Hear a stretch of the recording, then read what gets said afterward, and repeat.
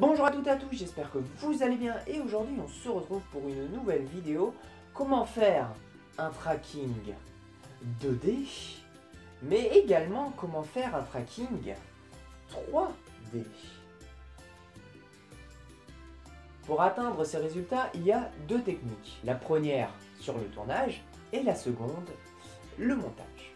Pour ceux qui se demandent, je vais faire ceci sur After Effects et non sur Premiere Pro. Il existe bien des techniques pour les faire Adobe Premiere Pro. Elles sont beaucoup plus longues car souvent on nécessite de dire premier point, deuxième point, troisième point, quatrième point, etc. Comme ça tout du long de votre vidéo. Donc c'est vraiment très long. Donc pour simplifier la tâche, on va le faire avec After Effects. Donc pour commencer cette vidéo, je vais commencer par vous expliquer comment filmer pour faire un tracking 2D. Alors pour expliquer la 2D, on prend souvent l'exemple du carré. Donc ceci en 2D est un carré. Alors qu'en 3D, le carré deviendra un cube. Bon ici le cube est très mal dessiné mais on ignore. Donc comparé à la 3D où il faut 4 points pour pouvoir traquer un mouvement donc de la parallaxe et des zooms et des dézooms. La 2D, elle, n'a théoriquement besoin que d'un point, qui pourra alors être traqué par le logiciel, mais comparé à de la 3D, le texte va rester droit, mais va suivre le point. Donc pour pouvoir faire un tracking 2D, on va pouvoir utiliser, en fait, tout. On peut par exemple utiliser le doigt, qui pourrait être traqué, car c'est qu'un seul point, mais ça pourrait être aussi l'ensemble de la main qui pourrait être traqué, ce qui fonctionnerait également. Ça peut être aussi un élément, par exemple ma tête, qui là affiche quelque chose au-dessus de moi. Ça peut être très bien une vidéo, que un texte, une image, une animation, ce que vous voulez. Comme un tracking 2D se fait que sur un seul point, on peut par exemple prendre ici le logo de cette télévision et le traquer. Et je peux me reculer ou m'avancer. Et dans tous les cas, le texte continue de suivre le point. Et je peux vraiment aller assez loin et le point continue d'être traqué. Et comparé à un tracking 3D, le texte reste de la même taille tout en suivant dans un monde 3D un point. Donc comme j'ai pu vous le dire dans l'introduction, on va utiliser Adobe After Effects pour faire les trackings. Donc dans un premier temps, vous allez importer votre vidéo dans votre projet. Tout simplement en le copiant. Une fois votre vidéo importée, vous allez pouvoir le mettre dans votre séquence. Là, donc juste ici, on peut déjà commencer par le prévisualiser si on veut. Ensuite, quand vous prévisualisez votre vidéo, il va falloir trouver le moment que vous voulez garder pour faire le tracking. Donc moi, je sais que c'est à partir de ce moment-là. Voilà, donc c'est une vidéo assez simple et courte, mais c'est pour vous montrer. Donc ensuite, en haut de Adobe After Effects, vous avez un bouton qui s'appelle Fenêtre. Et dans cette fenêtre, vous allez venir cocher un bouton qui s'appelle Suivi. S'il l'est déjà, ça veut dire qu'il est peut-être sur votre flanc droit ou quelque part sur votre fenêtre. Dans ce cas-là, il faut le chercher. Donc moi, il est juste ici. Je me mets au début de ce que je veux commencer à traquer. Donc moi, c'est à partir de ce moment-là, le bout de mon doigt. Donc je viens cliquer sur Suivi de mouvement. Et là, comme vous pouvez le voir, un point de suivi vient d'être créé. Donc on peut venir zoomer dans la séquence avec la molette. Et là, on peut voir qu'en fait, il est composé de deux carrés. Alors, le premier carré, ça sera vraiment ce que vous allez traquer, donc le bout du doigt. Et le second carré, ça sera ce qu'il y a autour du doigt qui pourrait l'aider pour bien suivre le bout du doigt. Donc, par exemple, moi, dans le cas de ma main, ce que je vais venir faire, c'est mettre le premier carré sur le bout de mon doigt. Donc, pour venir le déplacer, il va falloir un peu agrandir. Bon, peut-être pas autant, mais un petit peu, oula.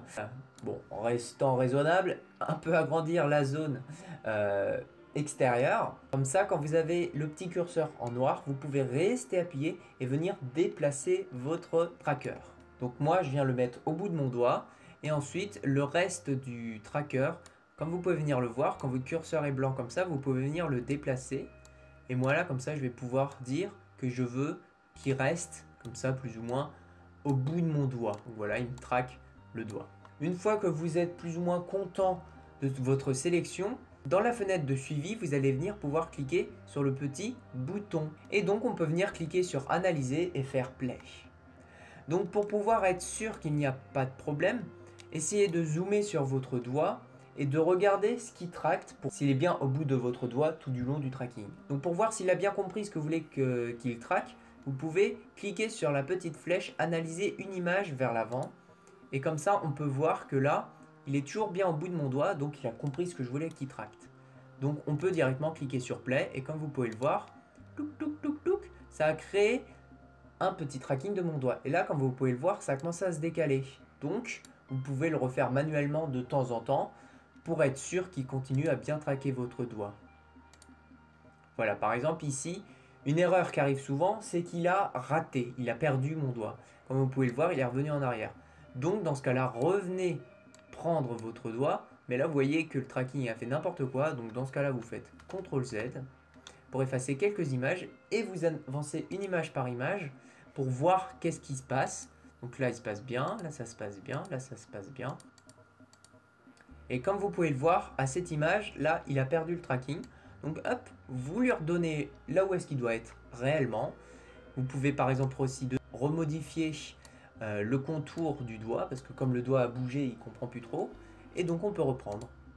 Alors là, ça a vraiment fait n'importe quoi, hein. Comme vous pouvez le voir, c'est revenu vraiment trop en arrière. Donc encore une fois, on peut y venir y faire CTRL Z. Et on va l'aider en faisant image par image. Donc là, hop, on le remet là où est-ce qu'il devrait être. On le remet là où est-ce qu'il devrait être. Et peut-être qu'en fait ça vient tout simplement du contour que je lui ai mis qui est un peu trop grand. Donc on peut venir le réduire par exemple pour le mettre ici. Et peut-être que là, voilà, ça a l'air d'être un peu mieux.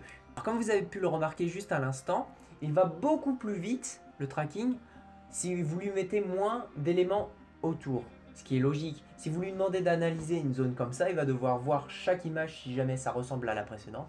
Alors que si vous lui donnez une toute petite zone, il va l'analyser bien plus vite. Si jamais vous avez vraiment une bonne vidéo nette, tout ça, vous pouvez lui demander une zone de tracking plus petite. Il faut essayer de surveiller comme ça le tracking plus ou moins tout du long pour être sûr qu'il n'y a pas de bug et qu'il ne se passe pas n'importe quoi. Par exemple ici, il y a pas mal de détails. Donc n'hésitez pas à revenir sur le tracking pour le remettre bien droit pour qu'il soit sûr de continuer de traquer ce qu'il faut. Et si ça a l'air d'aller, vous pouvez lancer un tracking un peu plus longtemps. Et là, comme vous pouvez le voir, il vient de perdre le doigt en fait tout simplement sur une longue distance. Donc au lieu de faire CTRL Z et de tout perdre ce qu'il a fait les quelques images précédentes, on peut venir dérouler pour voir où est le tracking, zoomer dans l'image avec la petite loupe ici, et revenir au moment où il a perdu le doigt. Donc on peut venir zoomer, on peut voir qu'ici il suit, et là il suit plus. Donc ce qu'on va venir faire, c'est l'image suivante, le faire nous-mêmes, lui redonner le doigt, et encore de le faire quelques images. Là il continue de le perdre, mais en fait c'est parce que l'arrière-plan est à peu près de la même couleur que le doigt, donc il comprend pas grand chose, donc on va l'aider jusqu'à qu'il y arrive à continuer tout seul. Donc généralement, ça va peut-être durer une dizaine d'images. Donc une dizaine d'images où il va falloir le faire tout seul. Mais après, il va peut-être réussir à le refaire tout seul. Si jamais ça vous énerve de trop qu'il rate à chaque fois sa cible ou qu'il le fait trop souvent, soit ça veut peut-être dire que votre vidéo n'est pas suffisamment de bonne qualité, ou peut-être qu'elle est trop floue ou pas suffisamment d'images par seconde. Si c'est le cas, retournez votre vidéo. Ou sinon, donnez-lui un peu plus d'éléments autour pour qu'il comprenne où il doit aller. Et là, comme vous pouvez le voir, d'un coup, il arrive à retrouver mon doigt. Donc on peut essayer de lui redonner de refaire play, mais comme vous pouvez le voir, ça n'a pas fonctionné. Donc on va devoir continuer encore sur quelques images à le faire nous-mêmes pour être sûr que notre tracking soit propre. Voilà, là par exemple, il reprend tout seul, donc on peut lui refaire play. Donc au bout d'un moment, ça peut devenir un peu long de le surveiller comme un petit chien, mais vous allez voir quand même qu'au résultat, c'est assez intéressant. Et là, déjà, on peut voir sur l'image le tracé exact de mon doigt, et c'est quand même déjà assez amusant de le voir. Voilà, et vous voyez, quand la main ou ce qu'il a commencé à traquer sort de l'image, il reste planté là où la dernière image a eu lieu. Donc là, par exemple, on peut arrêter le tracking. Donc pour arrêter le tracking, c'est très simple, il n'y a rien à faire. Là, vous pouvez tout simplement reprendre ce que vous étiez en train de faire sur le logiciel de montage. Voilà, donc moi là, je viens de créer très rapidement une petite illustration qu'on va pouvoir, par exemple, mettre au bout de son doigt. Donc pour ça, c'est très simple. Comme pour la vidéo, vous allez venir la mettre dans le projet. Et quand vous relâchez, vous pouvez voir que la vidéo a été importée. Vous pouvez alors la mettre au-dessus de votre première vidéo, donc le tracking. Et quand vous déroulez, vous pouvez voir que dans transformer, il y a position. Et en fait, la position, c'est ce qui nous intéresse parce que quand on a bougé notre doigt a créé une position X et Y. Et l'image a besoin de position XY pour s'y déplacer. Donc ce qu'on va venir faire, c'est tout simplement prendre ce que le logiciel a traqué au bout de nos doigts, donc des positions, et on va venir les mettre sur l'image. Donc comme pour l'image, ici on peut voir qu'ici, ça c'est les coordonnées qu'il a pu calculer sur le doigt. Et pour pouvoir les mettre directement sur position, vous voyez ici il y a une sorte de petit lasso qu'on peut venir mettre tout simplement sur le tracking. Et comme vous pouvez le voir, là déjà l'image suit le doigt. Mais comme vous pouvez le voir, le problème c'est que le tracking est au milieu de l'image. Moi je voudrais qu'il soit dans le hashtag. Donc pour ça, c'est très simple. Il suffit de déplacer hop, le point d'ancrage. Donc là où l'image est ancrée, c'est-à-dire là où est-ce que les positions vont être prises par rapport au tracking. Et voilà, là la vidéo est déjà traquée. Ça prend un petit peu de temps à créer le rendu. Et donc voilà, le tracking est déjà réalisé pour la vidéo en 2D. Vous pouvez alors créer un rendu en cliquant sur CTRL plus M. Vous allez aller dans la file d'attente du rendu. Destination, vous cliquez là où est-ce que vous voulez que la vidéo aille. Donc vous pouvez simplement mettre ça dans vidéo. Et vous pouvez alors cliquer sur le bouton rendu. Et la vidéo va se rendre extrêmement vite comparé à ce que Adobe Premiere Pro pourrait faire. Et surtout quand vous voyez la taille du fichier à la fin, vous vous dites quand même que c'est plutôt impressionnant.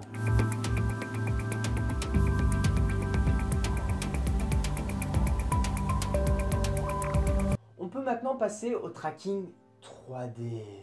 Imaginons que je veuille faire un tracking sur cette planche de plastique. Théoriquement, c'est possible, mais le problème, c'est que c'est transparent. Donc si c'est transparent, le logiciel de montage va beaucoup plus difficilement voir où sont les 4 points qu'on va traquer par la suite. Donc il faut déjà avoir quelque chose qui n'est pas transparent. Et pour pouvoir simplifier le tracking par la suite, mettre des marqueurs, ça peut toujours servir. Donc oui, vous pourriez également traquer une feuille non transparente. Car oui, mais imaginons qu'il commence à passer sur des endroits plus difficiles, ça commence à devenir pénalisant. Donc vaut mieux envisager quelque chose qui serait mat et qui ne laisserait pas passer trop de détails. Donc imaginons que vous voulez traquer ça, vous mettez un point ici, ici, ici et ici. Et là, vous pouvez faire les mouvements. Alors il y a un détail qui peut paraître ne pas être un détail, car on pourrait se dire que ça ne sert pas à grand chose. Mais pourtant c'est très important si vraiment on veut avoir un tracking propre. C'est tout simplement de ne pas sortir de la zone de l'écran. Car oui, imaginons que ceci, c'est ce que je veux incruster par la suite. Donc oui, pour le traquer, j'aurais utilisé quelque chose de plus ou moins la même taille. Imaginons que ceci, c'est votre plan sur votre caméra. Imaginons que je commence à traquer ici et que je sorte de la zone. Alors, ces 2 points ici et ici ne seront plus visibles par le logiciel de montage. Et alors, votre image va commencer à faire... Donc soit ce que vous allez incruster sera plus grand que ce que vous allez scanner et vous allez penser au montage à ne pas sortir des coins de votre vidéo, c'est-à-dire en restant dans la zone où il y a de la vidéo. Par exemple, une fois que vous avez scanné vos 4 points qui sont plus petits, vous pourrez rajouter quelque chose.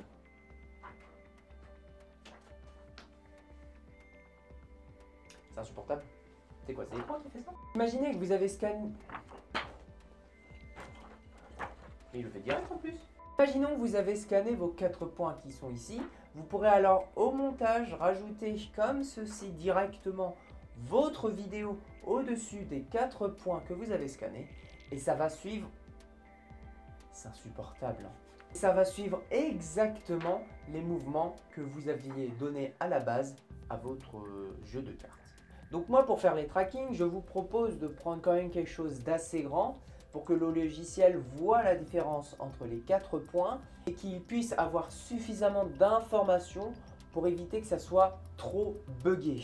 Par exemple, l'exemple que j'ai pris tout à l'heure du jeu de cartes risque d'être assez difficile étant donné qu'il est assez petit. Si jamais vous êtes proche, alors la caméra verra assez bien les mouvements pour y incruster quelque chose. Alors que si, imaginons, on se met ici, la caméra elle va voir une petite bouillie de pixels et risque pas de faire le tracking. Alors que si vous êtes ici, elle peut potentiellement encore faire la différence entre vos 4 points et réussir le tracking. C'est pour ça que moi personnellement j'utilise une tablette numérique qui est quand même assez grande. Parce qu'en fait la différence qu'on peut y avoir avec un morceau de papier, c'est qu'il y a quand même des détails là sur la tablette. Si on regarde ici, il y a du noir, du vert, du blanc ici, une courbure. Et ça, le logiciel, il se dit tiens, ça c'est ce qu'il faut que je suive, donc je suis cette partie là qui ressemble à ça. Et pareil pour les 4 autres points, il voit quand même la différence, qu'est-ce qu'il faut qu'il traque, et du coup il va réussir à traquer une tablette numérique. Donc si on suit cette logique, ça pourrait très bien traquer une feuille de papier. Mais le problème c'est que du papier, eh ben oui, ça se plie. Et puisque ça se plie, le tracking va rester en triangle, ce qui va venir causer des bugs un peu chelous. C'est pour ça que moi, je vous conseille quelque chose de rigide. Imaginons que vous mettiez vos 4 points comme ceci. Adobe Premiere Pro pourra correctement scanner vos 4 points, si bien sûr ils ne sortent pas de l'image comme ceci. Une fois qu'il a 4 informations de perspective de la planche, qui sont suffisamment éloignées pour qu'il puisse en faire quelque chose, au montage on pourra lui dire que ce point-là on veuille qu'il aille ici, que ce point-là il aille ici, que ce point-là par exemple il aille ici, et que celui-ci aille ici. Et comme les 4 points sont un petit peu décalés, il pourra alors suivre le mouvement. On pourra par exemple faire sortir la planche, mais du moment que les 4 points sont toujours visibles à la caméra, la vidéo elle continuera à faire cette taille là, alors qu'elle peut sortir et les 4 points non. Donc si on reste près de la caméra, on pourrait théoriquement faire un tracking de ces 4 points au milieu, et comme ça l'image pourrait être croppée des 4 côtés, alors qu'il n'y a que 4 points à la base. Donc le tracking 3D lui aussi se fait sur Adobe After Effects. Donc comme pour le 2D, on importe la vidéo et on vient chercher ce qui nous intéresse dans notre vidéo. Donc pour ma part, c'est à ce moment-là.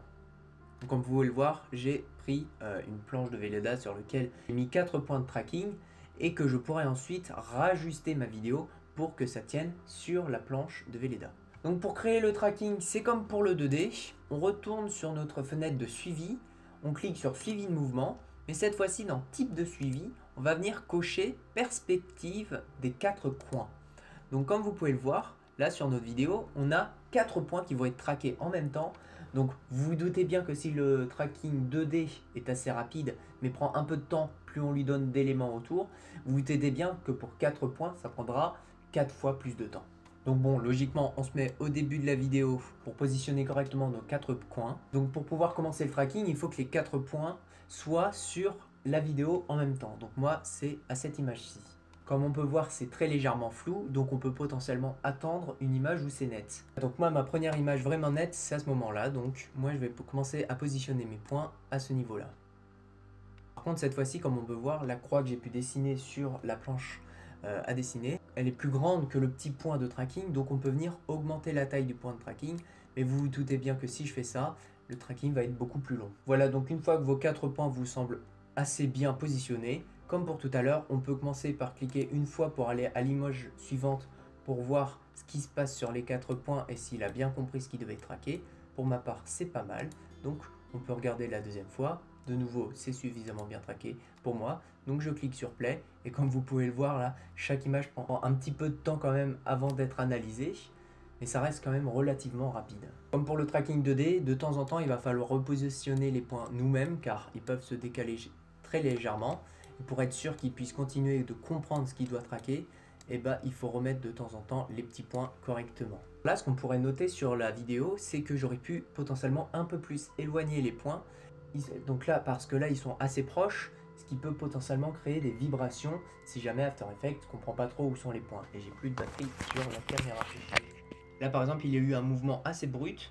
Et du coup, là, on peut voir que le point 4 a lâché. Donc, comme pour le 2D, on va essayer de remonter quelques images en arrière pour voir où est le moment où ça a décroché. Donc pour ça, on vient zoomer dans la timeline pour éviter de tout perdre, qu'il refasse tout. On va remonter quelques images auparavant. Voilà, là par exemple, on peut voir que c'est à ce niveau-là où ça commence à perdre, ça commence à vraiment pas mal se décaler. Donc il faut repositionner tout simplement le point. Et tant qu'à faire, autant faire aussi pour les 3 autres. Comme ça, on sera sûr que eux aussi ne décrocheront pas. Bon voilà, moi là j'ai déjà traqué 6 secondes, mais vous, si votre vidéo dure plus longtemps, il va falloir la traquer en entière. Moi, pour l'exemple, je vais garder mes 6 secondes, j'ai pas vraiment la patience d'attendre. Donc maintenant que vous avez vos 4 points de tracking, il va falloir savoir quoi mettre sur ces 4 points. Donc on pourrait mettre une image, une vidéo, une image transparente, hein, encore une fois, on peut vraiment mettre tout ce qu'on veut. Donc moi je vais mettre la bannière de mon compte secondaire, bon, parce que c'est le premier truc qui m'est tombé sous la main, qui est en 16/9. Donc voilà, là l'image de base, elle prend toute la taille de l'écran, et c'est pas ce qu'on cherche, étant donné qu'on a fait nos 4 points de tracking. Donc déjà dans un premier temps, dans effets et paramètres prédéfinis, on va venir chercher l'effet qui s'appelle 4 points, qui, grossièrement, consiste à prendre un point et pouvoir en faire ce qu'on veut de l'image. Donc là par exemple, moi je déforme ma propre image. Donc on va venir chercher 4 coins. Voilà, donc l'effet se trouve dans déformation pour ceux qui veulent tout dérouler. Donc on vient le mettre sur l'image. Donc ici, comme vous pouvez le voir, on a 4 possibilités. Donc on va venir dérouler en fait l'image, effet et 4 coins. Et comme pour tout à l'heure, ici on a des petits lassos. Donc on déroule également notre vidéo qu'on a traquée. Et comme vous pouvez le voir, dans suivi de cible, suivi 1, il y a 4 points de suivi. Donc on déroule encore une fois, et quand on regarde ici on est en haut à gauche. Donc supérieur gauche, on prend le lasso et on vient le mettre sur le supérieur gauche. Ensuite on peut refermer le point de suivi 1, on peut dérouler le second, on regarde où est-ce qu'il est, il est en haut à droite. Donc on prend supérieur droit, et hop, on le lie avec le petit lasso. Pareil, le point de suivi 3, il est en bas à gauche, donc on prend l'inférieur gauche, on le lie avec le lasso et il est pris. On fait encore une fois la même manip avec l'inférieur droit. Touc. Et voilà, donc là maintenant quand je retourne sur ma composition, comme vous pouvez le voir ici, il y a mon illustration et quand je le lis, on peut voir que ça en effet prend bien l'effet de déformation que j'ai mis sur ma planche, mais il n'est pas du tout au bon endroit. Donc pour pouvoir le remettre au bon endroit, on va refermer les 4 points, car ça on n'y touchera plus. On va aller dans déformation et prendre le point d'ancrage. Attention, ne faites pas la position, car la position n'a rien à voir avec ça. On prend le point d'ancrage, et comme vous allez pouvoir venir le voir, je vais venir le mettre en fait tout simplement moi-même entre mes 4 points. Et comme vous pouvez le voir maintenant, ça suit exact les 4 points que j'ai pu mettre sur la planche. Et là, on est vraiment que sur les 4 points au milieu, donc on va voir comment l'agrandir sur toute la planche. Pour ça, c'est très simple, on va venir réimporter de nouveau la déformation de 4 points sur l'image. Et cette fois-ci, là, vous pouvez le voir, il est en dessous celui qu'on avait pu importer tout à l'heure. Ce qui est important, c'est de venir baisser ce 4 coins et venir le mettre en dessous de celui que vous venez de réimporter à l'instant. Et comme ça, là, vous allez pouvoir venir déplacer, soit en utilisant les petits points qui sont mis à votre disposition. En fait, tout simplement, les 4 coins comme vous le souhaitez. Vous pouvez également le faire avec les curseurs. Bon, moi, je vais prendre les petits points, ça ira plus vite. Mais pour être précis, il vaut mieux prendre les petits curseurs. Voilà, donc là, moi, j'ai fait ça assez rapidement, mais ça me paraît déjà pas mal. Mais on peut voir quand même que là, très rapidement, on peut déjà voir que les mouvements qu'on a pu réappliquer au-dessus de ceux qui ont été traqués, eh ben, suivent quand même le premier tracking, car il est en dessous. Si jamais vous faisiez l'inverse, vous remodifiez l'image après que ça soit été traqué, ça ferait un peu n'importe quoi, ça serait complètement déformé, ça serait pas beau à voir. Alors si après par exemple vous passiez votre main devant la planche, si par exemple ça serait un fond vert ou une image verte comme sur ma tablette par exemple, si jamais vous passiez votre main par exemple devant un point, il aurait fallu le faire manuellement et voir à quel moment plus ou moins ça trace ici les lignes comme il faut visuellement, et quand vous passez votre main devant les points, si vous faites votre travail assez proprement, ça ne devrait pas trop trembler. Mais si vous ne faites pas suffisamment attention, ça peut trembler. Et alors si vous cachez plusieurs points, là ça va commencer à être difficile. Mais si jamais vous passez simplement votre main en faisant attention aux points, et ben vous pourriez potentiellement incruster le fond. Donc pour ça, c'est tout aussi simple. Mais à la place de mettre l'image au-dessus de la vidéo, il faut la mettre en dessous. Donc là elle disparaît. Donc ensuite dans effets et paramètres, on va venir chercher Key pour Ultra Key. Et ici c'est Key Light. Sur Adobe Premiere Pro c'est Ultra Key. Donc on vient l'importer sur notre vidéo. Et on vient sélectionner avec la pipette une couleur intermédiaire sur le plateau. Et comme vous pouvez le voir là, le plateau a complètement disparu. Mais au moins ça laisse passer la photo.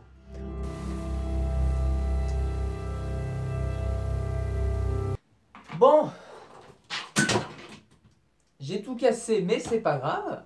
Bon voilà, j'espère que ce petit tutoriel assez long vous a plu. Si c'est le cas, n'hésitez pas à laisser un pouce bleu. Et cette fois-ci, je le range en bas.